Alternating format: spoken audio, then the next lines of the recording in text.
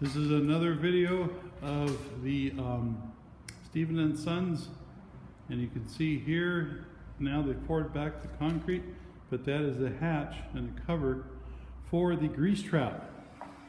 So now they're actually starting to rough in plumbing and electrical in the walls, and that all has to be done prior to them insulating the walls and then having it for cover, as we call it in the business, so they can actually cover it with gypboard.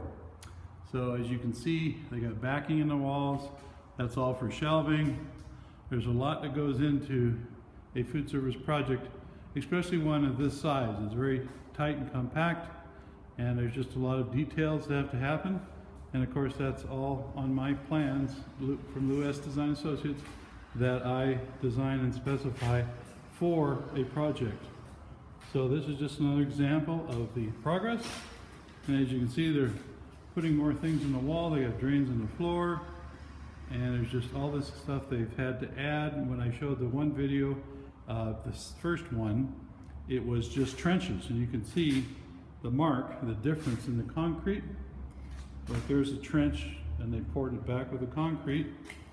You can see it going back. There's a drain, and then back here they have floor drains and floor sinks, and those are different too, and they all have a different function that they're used for. So this is a floor sink, and it's used for by code you have to have a floor sink when you are draining prep sinks, and that's what I have designed here. Is 2 prep sinks, and there is this in the corner is going to be the mop sink that's required.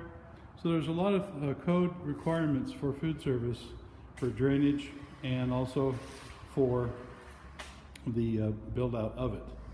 So that's just another example of it takes quite a bit of planning and design, and then implementation, which is that's what's happening now, for the project to be ready to open for business.